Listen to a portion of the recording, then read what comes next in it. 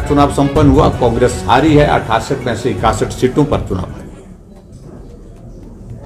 और जिस तरह से हम देख रहे हैं कि सरकार की पूरी ताकत सिर्फ कुर्सी बचाने के लिए लगी है, मुख्यमंत्री सिर्फ कुछ नहीं कर रहे हैं, एक ही काम कर रहे हैं कि मेरी कुर्सी सलामत किस प्रकार से रहे।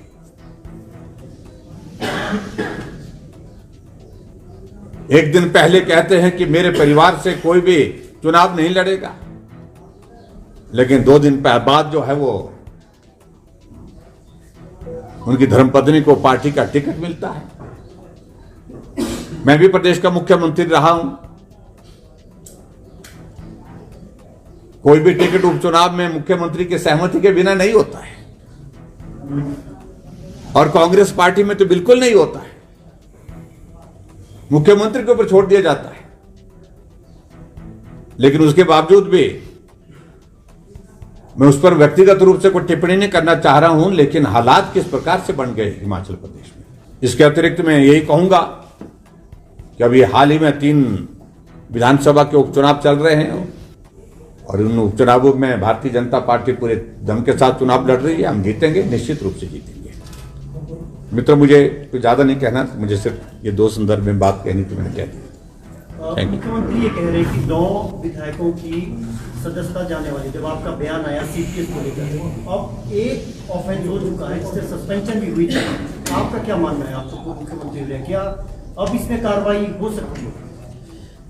देखिए, ये कोई भी अधिकार जो है विधानसभा अध्यक्ष के पास नहीं है कि विधानसभा के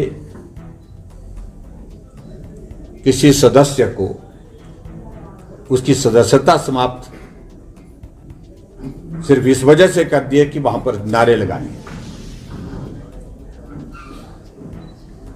मैं सिर्फ इतना ही कहना चाह रहा हूं, धज्जियां उड़ा दी हैं यहां पर नियमों की, व्यवस्थाओं की। विधानसभा के अध्यक्ष महोदय ऐसी कठपुतली बन गए मुख्यमंत्री के हाथों, जो प्रलोभन उनको पदों के दिए गए हैं, क्या बात किस बात के दिए गए मुझे मालूम नहीं,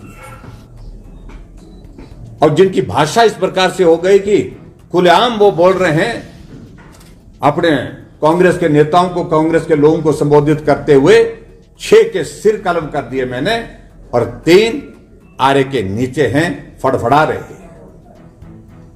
ये भाषा विधानसभा के अध्यक्ष इस्तेमाल करे तो मैं समझता हूं तो इससे बड़ा दुर्भाग्य कोई हो नहीं सकता है। और विधानसभा के अध्यक्ष के बारे में मैं सिर्फ इतना ही कहना चाहूंगा, वो योग्य होंगे, लेकिन अपनी योग्यता का प्रदर्शन जिस प्रकार से वो करने की कोशिश कर रहे हैं, ये जो है हमेशा के लिए, ये दाग उनके जो है इस पर जो है वो हमेशा के लिए रहेगा।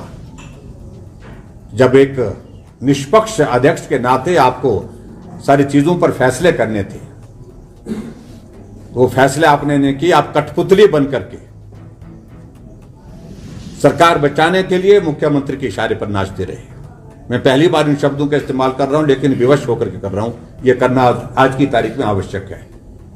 3 निर्दलीय विधायकों के त्यागपत्र 3 महीने तक स्वीकृत नहीं होते हैं। अब जब लोकसभा और जो चुनाव का परिणाम आना था उससे 1 दिन पहले स्वीकृत किए जाते हैं।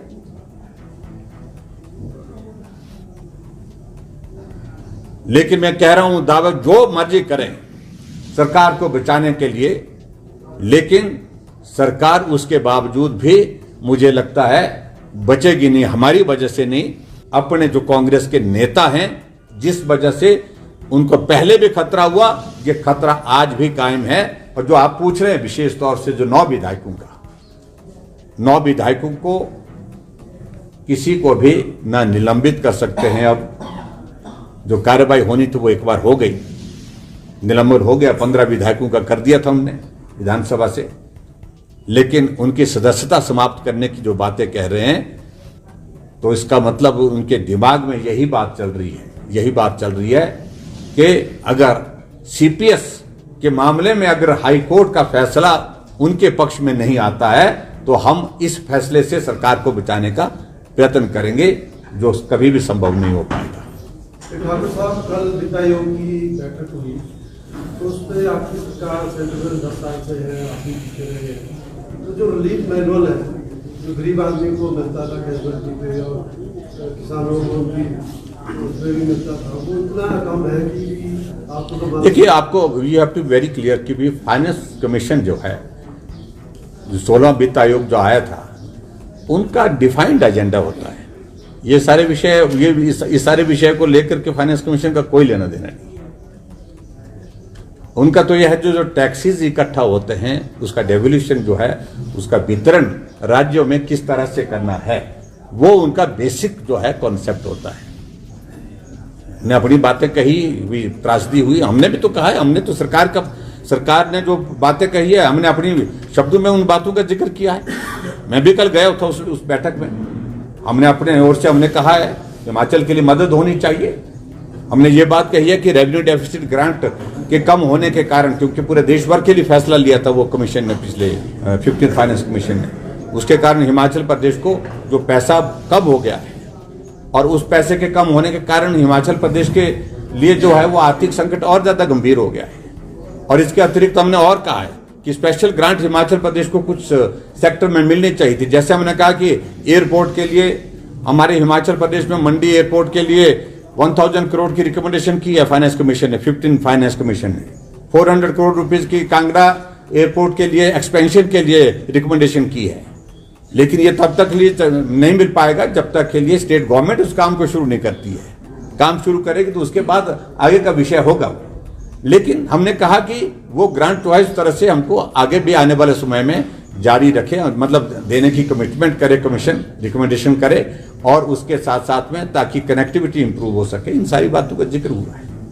सर, देहरा में भाजपा अपने वरिष्ठ नेताओं को मना नहीं पा रही है, क्या कारण है? रविंद्र रवि हैं, वो भी साथ नहीं चल रहे हैं, रमेश धवाला हैं, वो भी पार्टी से नाराज हैं। देखिए, सब चले हैं साथ में, आपको नहीं मिले होंगे वो लोग, लेकिन इतना मैं जरूर कहना चाहता हूं कि सबके साथ पार्टी का हमारा शीर्ष नेतृत्व विचार कर रहा है, बातचीत कर रहा है, संवाद में है, और मुझे पूरा भरोसा है कि आने वाले समय में वो काम करें।